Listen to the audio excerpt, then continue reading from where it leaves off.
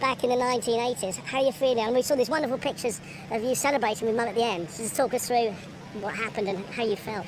Yeah, in a games record as well. Honestly, I couldn't believe the time when we crossed the line. So really special to have her there for that moment. How much did Mum's gold medal back in the 80s inspire you? How many times have you watched it with her?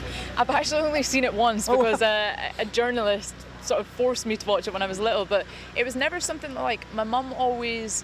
I grew up with my mum allowing me to sort of make my own decisions in it. Do you know what I mean? She never pushed me into athletics, and I never saw her medals. Like, I never was forced to watch her races or anything like that. Like, I made my own decisions to come into this sport, and I think that's why I love it so much. Like, I'm very passionate about it, and yeah, I think it's not quite sunk in that I have literally I've replicated exactly what she's done. It's just very surreal right now, and I'm sure in a couple of days' time, when I've had a couple more hours sleep, I'm sure it'll really sink in. Little moments, take it all in while we speak to Duncan, Scotland's most decorated Commonwealth Games athlete of all time. That sounds pretty good, doesn't it?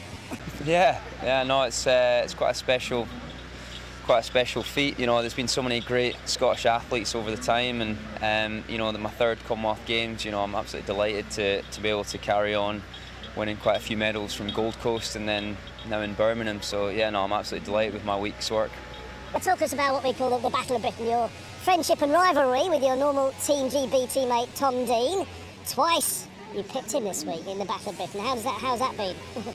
Yeah, no, plenty of times he picked me as well, you know, the 100 free. Yeah. So yeah, no, we love racing each other, and you know, with him taking up the 2am, it just means we race each other even more. So no, we love it over the last year, building from Tokyo, and it's about how can we continue that momentum and be even better in Paris. And people probably don't appreciate how tough it is doing all these different events in such a short space of time. You must be absolutely shattered getting these medals. I mean, how did you celebrate in the end? Was it just straight to sleep, or? Yeah, no, like this week's been exhausting, you know, even more so than others. I think Olympics is a 9-day meet. This was a 6-day meet, but I think just the way that it sort of backs up with the heats and the finals, back-to-back days, it's quite draining emotionally as well and physically. Yeah, by the end of the week, you know, exhausted. How do you celebrate? What's your particular? There wasn't much. Sleep. You know, the only food available in the village was pizza, so that's what we had to go for. Sounds good. It's all right. And Eilish, so what does this mean for you now going forward? You've put down this marker. I mean, fantastic. Now you've done what Mum did. What's the plan now? Obviously, looking ahead to Paris.